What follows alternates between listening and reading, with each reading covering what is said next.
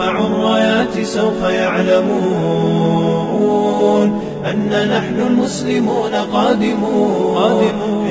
قال النبي صلى الله عليه وسلم من تشبه بقوم فهو منهم. وقال النبي صلى الله عليه وسلم المرء مع من أحبه او كما قال علیہ الصلاۃ والسلام. تمام تعریفیں اللہ سبحانہ و تقدس کے لیے جنہوں نے آپ صلی اللہ علیہ وسلم کو ایسا دین عطا فرمایا کہ اس کی بنیاد حیا کو بنایا. آپ صلی اللہ علیہ وسلم نے فرمایا الحیاء شعبۃ من الایمان، حیا ایمان کا شعبہ ہے. پھر ایک اور موقع پر ارشاد فرمایا الحیاء کلہ خیر، حیا ساری کی ساری خیر ہے. اور پھر آپ صلی اللہ علیہ وسلم نے فرمایا کہ اگر حیا ہے تو بے حیائی کے کاموں سے رکے گا، اور اگر حیا نہیں ہے اذا فاتک الحیاء فافعل ما شئت وفی روایت فاصنع ما شئت، کہ جب تیری حیا مر جائے پھر جو چاہے کرتا پھر. حیا ہے، آنکھ میں حیا ہوگی تو شرم کھائے گا،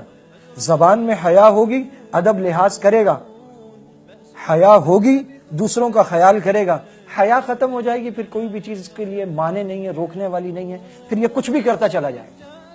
چنانچہ ہمارے ہاں یہ مقولہ ہے کہ اگر کوئی حد سے آگے بڑھ رہا ہوتا ہے تو اسے کہتے ہیں حیا کر، خیال کر، فلاں کی آنکھوں میں حیا نہیں ہے، فلاں بہت حیادار ہے. اس کا مطلب ہے کہ انسانی اعمال میں، اس کے اقوال میں حیا کا وہ حصہ ہے، اور اسے مانا جاتا ہے کہ حیا اسے ابھارتی ہے، حیا اسے روکتی ہے. تو جب آپ صلی اللہ علیہ وسلم نے فرمایا کہ جب حیا مر جائے تو پھر کچھ بھی کر سکتا ہے، تو جس میں حیا موجود ہے، سود نہیں لے رہا، جھوٹ نہیں بول رہا، بد نظری نہیں کر رہا، بڑوں سے بے ادبی نہیں کر رہا، بد لحاظی نہیں کر رہا، اس کا مطلب ہے اس میں حیا ہے. اگر ہم چاہتے ہیں کہ یہ سارے برائی کے کاموں میں ملوث ہو جائے تو اس کا جو بنیادی ایک مادہ ہے جو اسے گناہوں سے روکتا ہے، حیا، وہ چھین لو اس سے، اس کے بعد پھر اس سے جو چاہے کرواتے رہو. جب حیا مر جائے گی پھر کچھ بھی کرے گا، وہ مخلوط نظام تعلیم سے ہو، وہ بے پردگی سے ہو، وہ قربتوں کی محافل سے ہو، مجالس سے ہو، بات کرنے کے مواقع سے ہو، اور وہ اسے یہ دکھانے سے ہو کہ جسے تم بہت بڑی بات سمجھتے ہو یہ تو کوئی بات ہی نہیں ہے، ٹی وی ڈرامے سے ہو، فلموں سے ہو، کہانیوں، افسانوں، ناولٹ سے ہو، اس کے آس پاس کے سارے ماحول سے ہو، اسے یہ دکھا دیا کہ یہ تو کوئی کام ہی نہیں ہے، اور دھیرے دھیرے اس کی حیا مر گئی. اب اس کے لیے یہ سب کچھ بہت کامن ہو گیا. آج پوری دنیا میں ایسے تعلقات جو بغیر نکاح کے ہیں، ان کا سب سے بڑا نقطہ آغاز وہ ویلنٹائن ڈے ہے کہ وہ دن ایسا بنا دیا کہ اگر کسی سے کچھ مراسم رکھنے ہیں اور آپ کو کوئی جھجک مانے ہیں، آپ نہیں کہہ پا رہے، تو اس دن کہہ دیں یہ دن ہی اس کام کے لیے ہے. اور یہ دن ایسا دن ہے کہ گویا اس دن کی اخلاقیات کا حصہ ہے کہ ایک شریف اور پاکیزہ عورت کو اگر ایک اوباش اور پرہوس نوجوان وہ اپنے گندے جذبات کا اظہار بڑے خوبصورت لفظوں میں کرتا ہے تو اسے اس دن کی اخلاقیات منع کرتی ہیں. یہ دن ایسا ہے آپ کچھ نہ کہیں جی، اس دن تو صرف گلاب دیا جا سکتا ہے، کارڈ دیا جا سکتا ہے.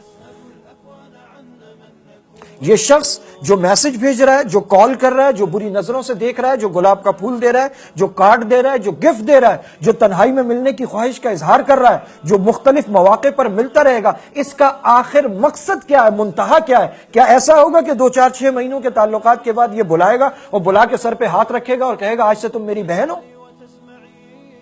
ساری دنیا کو پتا ہے یہ کیا چاہتا ہے، یہ کس راہ کا مسافر ہے، اس کی منزل کیا ہے، اس کا مقصد کیا ہے. یہ عزتوں کا لٹیرا ہے، یہ کلیوں کے دامن کو داغدار کرنا چاہتا ہے. آپ صلی اللہ علیہ وسلم کا فرمان ہے المرء مع من احب، آدمی اسی کے ساتھ ہے جس سے محبت کرتا ہے. اور فرمایا من تشبہ بقوم فہو منہم، جو جن کی مشابہت اختیار کرتا ہے وہ ان میں سے ہے. تو ویلنٹائن سے ہمارا کیا تعلق، اس کے دن سے ہمارا کیا تعلق؟ اگرچہ وہ کبھی رومی سلطنت تھی اور وہاں پر وہ اسپرچول ورشپ کے لیے اس کا انعقاد کرتے تھے، جب اس نے کرسچینٹی کو ایکسپٹ کیا اور وہ رومن